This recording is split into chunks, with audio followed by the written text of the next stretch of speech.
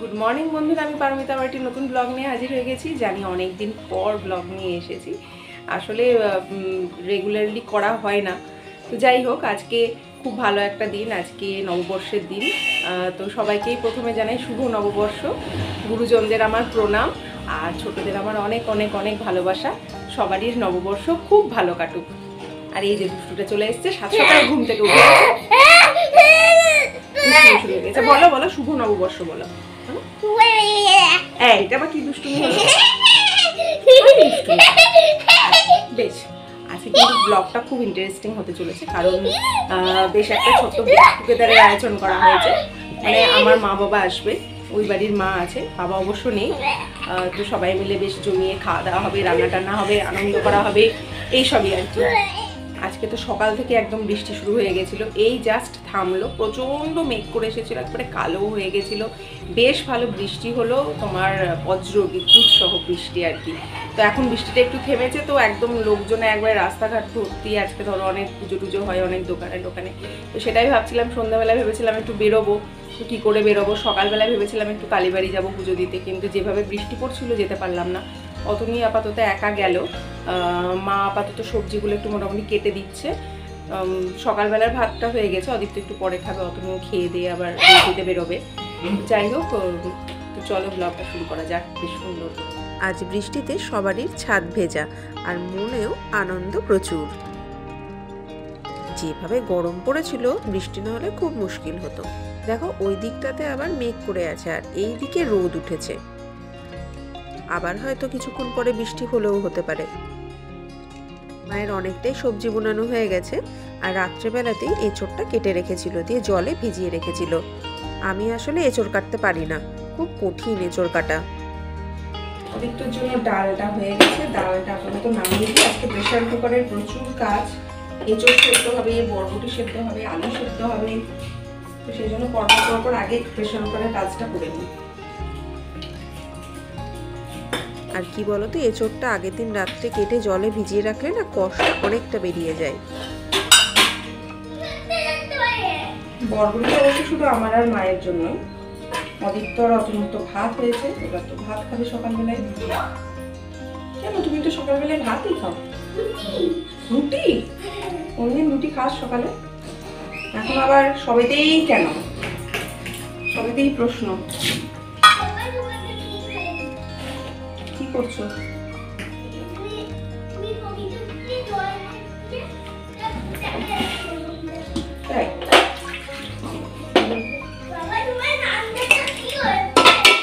মা সবজিগুলো কেটে দিয়েছে, এবার স্নান টান করে পুজো করতে বসে পড়েছে। যেহেতু মা আগে পুজো করে, তারপরে ব্রেকফাস্ট করে।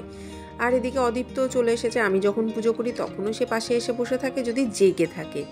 আর মা পুজো করছে, মায়ের পাশে এসে বসে আছে। তার আবার ঘরে অনেক ঠাকুর আছে, সে ফুল নেবে বলে এখন বসে আছে, তার ঠাকুরগুলোকে পুজো করবে বলে।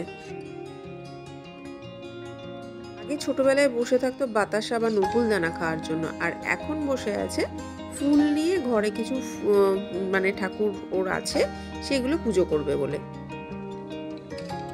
আজকে পয়লা বৈশাখ, মানে ধরো একটু ভালো ভালো খাওয়া দাওয়া তো থাকবেই। তো নববর্ষ মানে বাঙালির নববর্ষ মানেই তোমার মাছ তো অবশ্যই থাকবে। তো সেই জন্য আজকে হবে ইলিশ মাছ, সর্ষে ইলিশ। আর তোমার ইলিশ মাছ মানে তো জানো, আমার ইলিশ মাছের তেল দিয়ে ভাত খেতে, মানে ইলিশ মাছ ভাজার তেল দিয়ে ভাত খেতে, বা আলু ভর্তা ইলিশ মাছ ভাজার তেল দিয়ে খুব ভালো লাগে। তো সেই জন্য আলুর ভর্তা থাকবে, একটু মাছের তেলও আলাদা করে আমার জন্য রেখে দেবো। আর তোমার হবে এঁচোড় আলুর তরকারি, আর অদিত্যর জন্য আলাদা করে মাছের ঝোল হবে। আর কালকে মোচা করা হয়েছিল, তাই আজকে একটু মোচার চপ করা। আর শেষ পাতে একটু চাটনি না হলে তো চলবেই না। আর এখন যেহেতু ধরো কাঁচা আম উঠতে শুরু করে দিয়েছে, সেই জন্য আর হবে কাঁচা আমের চাটনি। মাও চলে এসেছে। আর এদিকে এঁচোড়টাকে দেখো নুন আর হলুদ দিয়ে সেদ্ধ করতে দিয়ে দিচ্ছি, তাহলে আর যেটুকুনি কষ আছে সেটাও ধরো বেরিয়ে যাবে। আর এমনিতে প্রেশার কুকারে সেদ্ধ না করলে না, এঁচোড় সেদ্ধ তো অনেক সময় লাগে। এই দেখো, রাতে ভিজিয়ে রাখা হয়েছিল বলে জলটা কিরকম কালো হয়ে গেছে, আর একদম আঠা আঠা হয়ে গেছে, হাত দিলেই আঠা লেগে যাচ্ছে। দুই মায়ে মিলে এখন বিশাল গল্প জুড়েছে। এ দেখো, মা এদিকে চা করছে, অদীপ্ত এখানে বসে আছে। ওই মাও ছিল, গল্প করছিল, এক্ষুনি বাইরে গেল। আর অদীপ্ত আছে মানে তো সারাক্ষণ বক বক বক বক। তুই এখানে কি করছিস? চা করা দেখছো? বাবা, ইলিশ মাছগুলোতে নুন হলুদ মাখানোই ছিল। ইলিশ মাছ, মাছের তেল এগুলোকে ভেজে নিচ্ছি। হালকা করেই ভাজবো, আর সেই ভাজার তেলটা একটু উঠিয়ে রাখবো। আলুর ভর্তাতে দেবো আর একটু আলাদা করে এমনি উঠিয়ে রাখবো। তোমরা চাইলে ইলিশ মাছটা কাঁচাতেও করতে পারো, কাঁচাতে কিন্তু আরো বেশি টেস্ট হয়। সর্ষে ইলিশের কাঁচা ইলিশ দিয়ে সর্ষে মাছ করাটা রেসিপি কিন্তু আমার চ্যানেলে দেওয়া আছে, তোমরা চাইলে দেখে নিতে পারো। আর ইলিশ মাছে কিন্তু তেলটা একটু বেশিই লাগে, সেই জন্য আরেকটু তেল দিলাম। সব মাছগুলো ভাজা হয়ে গেছে, আলুর ভর্তার জন্য তেল উঠিয়ে রেখে দিয়েছি, এমনি একটু তেলও উঠিয়ে রেখে দিয়েছি। এবার কাঁচা তেলেই দিয়ে দিচ্ছি লবণ, হলুদ, কালো জিরে দিয়ে জল দিয়ে একটু ভালো করে মিশিয়ে নিচ্ছি। তারপরে দিয়ে দেব হালকা করে ভেজে রাখা মাছগুলো। অতনু অবশ্য বলছিল যে চলো রেস্টুরেন্টে গিয়ে খেয়ে আসি সবাই মিলে, তো আমি বললাম যে না, ফার্স্টের দিন, বছরের প্রথম দিন, নববর্ষের দিন রেস্টুরেন্টে খেতে ঠিক ইচ্ছে করছে না, বরং বাড়িতেই মাছ আনো, মাছ করব বেশ ভালো কিছু মাছ, ইলিশ মাছ বা হয়তো পাবদা মাছ, এই ধরনের কিছু। চিংড়িটা যেহেতু আমি খাই না, সেই জন্য বললাম যে অন্য কিছু মাছ এনো, তাহলে মাছে ভাতে বাঙালি, তাই নববর্ষের দিনে মাছই করবো আর বাড়িতেই রান্না করব, বাড়িতেই সবাই মিলে খুব মজা করব। ইলিশ মাছের তেল, কাঁচা লঙ্কা আর লবণ দিয়ে আলুর ভর্তাটা মেখে নেব। আর কালকে তোমার মোচার তরকারি হয়েছিল পেঁয়াজ রসুন দিয়ে, ডাল দিয়ে, মুসুর ডাল দিয়ে। এই রেসিপিটা আমার চ্যানেলে দেওয়া আছে, তোমরা চাইলে দেখে নিতে পারো। সেই মোচাটাই, মানে কষানো মোচাটাই তুলে রেখেছিলাম, মানে ডালটা দেওয়ার আগে পর্যন্ত পেঁয়াজ, আদা, রসুন, টমেটো, কাঁচা লঙ্কা আর তোমার একটু গরম মশলা, একটু মিট মশলা, এই সমস্ত দিয়ে মোচাটাকে আর আলুটাকে ভালো করে কষিয়ে নিয়েছিলাম। আর শেষে ডালটা অ্যাড করে কিছুক্ষণ ফোটাতে হয়। ওই ডালটা অ্যাড করার আগে মোচাটা একটু তুলে রেখেছিলাম, কারণ কি বলতো, একটা মোচা আনলে না বেশ অনেকটা হয়, আর তার মধ্যে যদি একটু মুসুর ডাল সেদ্ধ অ্যাড করা হয় তাহলে আরও অনেকটা বেড়ে যায়। এবার এতটা ধরো খাওয়া সম্ভব হয় না, সেই জন্য হয় নষ্ট হয়, একই রান্না ধরো দুবেলা খেতে ইচ্ছেও করে না। সেই জন্য আমি কি করি, যখনই মোচা আনে এইভাবে তুলে কিছুটা রেখে দিই, তাহলে তার পরের দিন মোচার চপ করি, আর সেটা ধরো সবাই খেতে ভালোবাসে। অন্য ধরনের একটু রান্নাটা হয়, গরম ভাতে খেতে তো খুব ভালো লাগে, আর অদীপ্তও মোচার চপ খেতে ভালোবাসে। সেই জন্য তোমার লঙ্কাটা এখনো পর্যন্ত দিইনি। অদীপ্তর জন্য আগে মোচার চপটা বানিয়ে নেব, তার জন্য দিয়ে দিলাম ব্রেড ক্রাম্বস, দিয়ে ঝাল ছাড়া অদীপ্তর জন্য দুটো করে রেখে দিচ্ছি। তারপরে আমাদেরটাতে আরও কিছু জিনিস অ্যাড করব। দিয়ে দিচ্ছি কাঁচা লঙ্কা কুচি, যেহেতু কাঁচা লঙ্কা আগে থেকে দেওয়া ছিল না। আর দিয়ে দিচ্ছি ভাজা মশলা, আর দিয়ে দেব গোলমরিচ গুঁড়ো। ব্রেড ক্রাম্বসটা দিলাম যেহেতু বাইন্ডিংটা খুব ভালো হবে সেই জন্য। আর আলু তো তোমার মোচার তরকারিতে দেওয়াই ছিল, সেই আলুগুলোকে মেখে নিয়েছি। এবার ভালো করে মাখিয়ে নিয়ে একদম বড়াটা রেডি করে রেখে দেব, যে যখন ভাত খাবে তখন তাকে ভেজে দেবো গরম গরম। আলুর চপ বা মোচার চপ বা বড়া যেটাই বলো না কেন, ঠান্ডা হয়ে গেলে কিন্তু খুব একটা মানে ভালো লাগে না খেতে, যে কোনো খাবারই। তাই এই চপ বা বড়াগুলো গরম গরমই ভেজে দিই। এই দেখো কি সুন্দর বাইন্ডিংটা হয়েছে, দেখো একটুও কিন্তু ভেঙে যাচ্ছে না, বা খুব যে পাতলা হয়েছে হচ্ছে না শেপটা, সেটাও কিন্তু নয়, একদম পারফেক্ট হয়েছে। আর এইভাবে মোচার চপ করে দেখবে, দারুণ লাগে কিন্তু খেতে। ইলিশ মাছটা ওইদিকে সেদ্ধ হয়ে গেছে, যেহেতু ইলিশ মাছ হতে খুব একটা বেশি সময় লাগে না, তো সর্ষে আর কাঁচা লঙ্কা একসঙ্গে বেটে নিচ্ছি। সর্ষে ইলিশে একটু ঝাল না হলে তো ভালোই লাগে না, সেই জন্য একটু বেশি করেই কাঁচা লঙ্কা দিচ্ছি। এই দেখো ইলিশটা সুন্দর সেদ্ধ হয়ে গেছে। এবার সর্ষে বাটাটা আমি হাতে করে ছেঁকে দিয়ে দিচ্ছি, তাহলে কি বলতো, এই সর্ষের যে কালো খোসাগুলো সেগুলোও পড়বে না, আর তোমার সেই জন্য তেতোও হবে না। কিন্তু তোমরা চাইলে ছাঁকনি দিয়েও ছেঁকে দিতে পারো, কিন্তু আমি ছাঁকনি দিয়ে ছেঁকে দিই না, তাহলে কি বলতো একটু পাতলা পাতলা হয় ঝোলটা, সেই জন্য আমি এরকম হাত দিয়েই ছেঁকে দিই। হাই ফ্লেম করে দিয়েছি, একটুখানি ফুটিয়ে নেব, এই মোটামুটি 1 মিনিট মতো, তারপর ফ্লেমটা লো করে দেব, দিয়ে ওই সর্ষের যে ফেনাটা আছে সেইটা কাটা পর্যন্ত একটু ফুটিয়ে নেব। চিন্তা নেই, তেতো হবে না। আর অনেকে তোমরা কাঁচা তেল দিতেও পছন্দ করো শেষের দিকে, সেটাও দিতে পারো, আবার নাও দিতে পারো, যার যেটা পছন্দ। সে মনে হলো তেলটা একটু কমই হয়েছে, সেই জন্য আমি আবার একটু কাঁচা তেল দিলাম। আরও 2-3 মিনিট মতো রান্না হবে। তো তা করতে করতে কাঁচা তেলের গন্ধটা অবশ্য আর থাকবে না, আর আমার কাঁচা তেলের গন্ধটা খুব একটা ভালোও লাগে না। এই দেখো ফেনাটা কেটে গেছে, এবার না গ্যাসের ফ্লেমটা আমি অফ করে দিলাম। এবার এঁচোড় আলুর তরকারিটা করে নেবো, সেই জন্য এলাচ আর তেজপাতা দিয়ে দিলাম। আর কি বলতো, রসুন বাটাটা না দিতে গিয়ে দেখছি একটু কম পড়বে, সেই জন্য একটু রসুন, কাঁচা রসুনই থেতো করে দিয়ে দিলাম তেলে, তাহলে রসুনের ফ্লেভারটা তেলে চলে আসবে, আর রসুন যেটা কম হয়েছিল সেটা ঠিকঠাক হয়ে যাবে। লবণ আর হলুদ দিয়ে দিলাম, দিয়ে প্রথমে তোমার পেঁয়াজ, কাঁচা লঙ্কা আর আলু এগুলোকে ভেজে নেব, দিয়ে ওই মোটামুটি মাংসের মতো করেই তরকারিটা করে নেব। শনিবার দিন করলে নিরামিষ করে করি, সেক্ষেত্রে কি বলতো পেঁয়াজ রসুনটা দিই না, বাকি সব জিনিসগুলো দিই, টমেটো ফমেটো সবই দিই, আর শেষে একটু ঘি অ্যাড করে দিই, তাতে কিন্তু টেস্টটা অনেক বেশি এনহ্যান্স হয়। আর এঁচোড় খেতে অনেকটা মাংসের মতো লাগে বলে এঁচোড়ের তো নামই আছে গাছ পাঠা। মানে পাঠার মাংস খেতে যেরকম সুস্বাদু হয়, এঁচোড়ও নাকি সেরকমই সুস্বাদু হয়, সেই জন্য যেহেতু গাছে হয় সেই জন্য নাম হচ্ছে গাছ পাঠা। শেষে একটু দিলাম মিট মশলা। এবার দিয়ে দিচ্ছি সেদ্ধ করে রাখা এঁচোড়গুলো,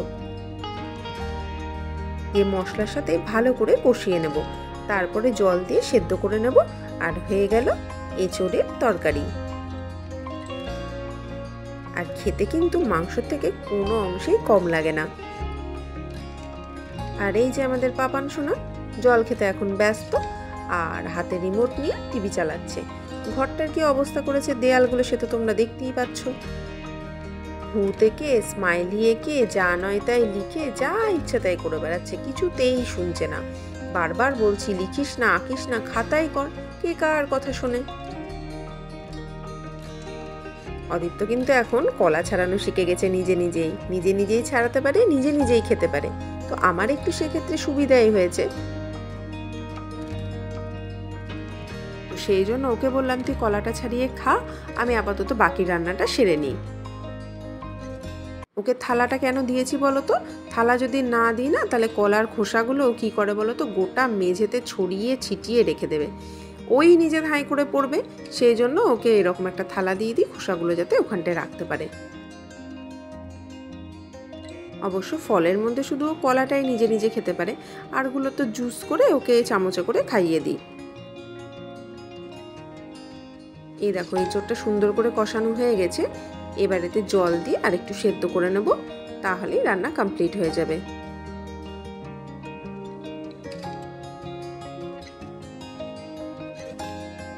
দুই মা এখন বাইরে বসে বসে খুব গল্প করছে আর হাসাহাসি চলছে। আর দেখো বাবুকে বলেছিলাম যে খাওয়া হয়ে গেলে একটু টেবিলে থালাটা রেখে আসিস, ও রাখেইনি। এই দেখো ওর ঠাকুর হচ্ছে এইগুলো, তারপর ওইদিকে দুর্গা ঠাকুর আছে, এখানে তোমার জগন্নাথ ঠাকুর আছে, এই যে বাড়িটা আমি এঁকে দিয়েছিলাম ওগুলোকে রং করেছে। এই দেখো মা দুর্গার ছবিটা, সেটা ওর পুজোর জিনিস, পুজো করে। আর এখানটায় তোমার এরকম মালা দিয়েছে মা দুর্গাকে। আর এখানটায় এই যে তোমার বেড়াতে গেছিলাম গ্যাংটকে, সেখান থেকে তোমার লামা দুটোকে এনেছিলাম, গ্যাংটক তো ঠিক নয়, পেলিং গেছিলাম তখনই লামা দুটো এনেছিলাম। তো লামা দুটো ওর এখন মানে পুজোর ঠাকুর হয়ে গেছে। বৃষ্টি হলে কি হবে, প্রচন্ড গরম, আর তোমার রান্নাঘরে তো আরো বেশি গরম। এঁচোড় আলু তরকারিটা হচ্ছে, মা বললো মাই চাটনিটা করে নেবে, তো এঁচোড় আলু তরকারিটা হয়ে গেলে আমার আপাতত কাজ শেষ, মোটামুটি সব রান্নাই হয়ে গেছে। আর মোচার চাপটা যখন ধরো যে যখন খাবে তখন তাকে গরম গরম ভেজে দেবো, ওটা তো ঠান্ডা ভালো লাগবে না। হ্যাঁ তুমি খাবে তো, তোমার জন্য লঙ্কা ছাটা রেখেছি। এবার অদীপ্তকে আগে স্নানটা করিয়ে দেবো, সেই জন্য জামা বার করছি, নতুন জামা দুটো সেট হয়েছে, দুবারই থেকে দিয়েছে, তো সেই জন্য কোনটা পরবে তাই ওকে আগে দেখিয়ে নিই যে দিনের বেলায় ও কোনটা পরবে আর রাতের বেলায় কোনটা পরবে। ও তো বললো দিনের বেলায় এই লাইট কালারটা পরবে, তো রাতের বেলায় তাহলে লালটা পরিয়ে দেবো। মা দেখেনি কোন জামাগুলো কিনেছি, তো সেই জন্য মা দেখতে এসেছে, তাই মাকে একবার দেখিয়ে দিচ্ছি। তবে সন্ধেবেলায় হাত কাটা জামাটা শুধু পরাতে পারবো বলে সন্দেহ আছে, কারণ ধরো বেশি একটু ঠান্ডা ঠান্ডা ওয়েদারটা হয়েছে, আর সন্ধেবেলায় বা রাত্রেবেলায় যখনই বেরোয় তখন তার একটু হাওয়া দেবে আর একটু ঠান্ডা ঠান্ডা লাগবে। মিনিমাম হাফ আধা জামা তো একটা পরাতেই হবে। অবশ্য আগে দেখি বেরোতে পারি কিনা, কারণ বৃষ্টি যদি আবার শুরু হয় তাহলে তো গেল, সারাদিনই বাড়িতে থাকতে হবে নববর্ষের দিনেও। দুই মা আর আমি তিনজন মিলে এখন একটু কথা বলছি, আর অদীপ্ত দুষ্টুমি করছে। অদীপ্ত এসেছে, অদীপ্ত কিছু বলবে, কি বলবে জানি না, ও বলবে সেই জন্য ও একাই বলবে। অদীপ্ত এখানে তোমাদের সাথে কথা বলতে এসেছে, ও বললো নিজেই কথা বলবে, সেই জন্য কথা বলবো ওই জানে। বলো কি বলবে? জামা কিনে আসো? সেটা আবার কি ধরনের খেলা? সারাদিন খেলার জিনিস, রবিবারে খেলার জিনিস একবার হয়, সপ্তাহে যে কতদিন যে খেলার জিনিস হয় তার ঠিক ঠিকানা। আয় বল, তোমরা সবাই কেমন আছো জিজ্ঞেস করো। বলো তোমরা সবাই কেমন আছো। এই তোকে কেউ জিজ্ঞাসা করেনি, তুই জিজ্ঞাসা কর, তুই বল যে তোমরা সবাই কেমন আছো। বলো এই রে, তোকে জিজ্ঞাসা করিনি, তুই ওদেরকে জিজ্ঞাসা কর। বলো তোমরা সবাই কেমন আছো। এই দুষ্টু ছেলে কোথাকার, বল বল তোমরা কেমন আছো। খেলা আছে, দুষ্টুমি, এগুলো দুষ্টুমি। হ্যাঁ দুষ্টু ছেলে কোথাকার।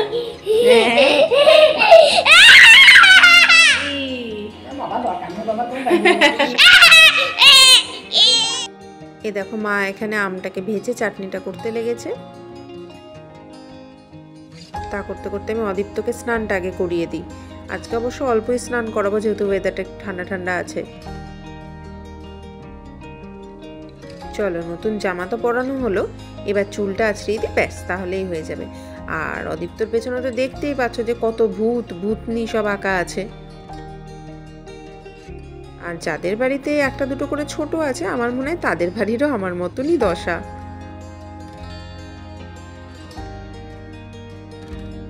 দেখো আমের চাটনিও হয়ে গেছে। গুড ইভিনিং বন্ধুরা, এখন মোটামুটি বাজে 7:10 মতো। সবাই মিলে একটু বেরোবো, দিয়ে দেখে একটু দিদিভাইয়ের বাড়ি যাবো ভেবেছি। আমি, অদীপ্ত, দুই মা সবাই মিলেই বেরোচ্ছি। নতুন জামা টামা পরিয়ে বাবুকে পরিয়ে আর আমরা পরে রেডি হয়ে গেছি একদম। তো চলো আমরা তিনজন মিলে এখন চলেছি দিদিভাইদের বাড়ি, আজকে পাপান সোনাকে নিয়ে। দুই মায়ের শাড়িটা অনেকটা একই হয়ে গেছে, আর আজকে কিন্তু সবাই নতুন জামা পরে নিয়েছি আমরা। দিদিভাইয়ের বাড়িতে যাওয়ার অবশ্য আর একটা কারণও আছে, দিদিভাই কিছু বেশ সুন্দর সুন্দর শাড়ি তুলেছে, তাই যদি পছন্দ হয় তো পুজোর জন্য আমি আর দুই মা একটা করে শাড়িও নেবো ভেবেছি। এই যে দুই ভাই মিলে অত্যাচার চলছে একবারে। এই যে কাকিমা আর দিদিভাই। ফোনটা দিদিভাইয়ের বাড়িতে রেখে চলে এসেছিলাম, সেই জন্য কি কিনলাম সেটা নেক্সট ভিডিওতে তোমাদের দেখাবো। আজকের মতো ওকে, বাই।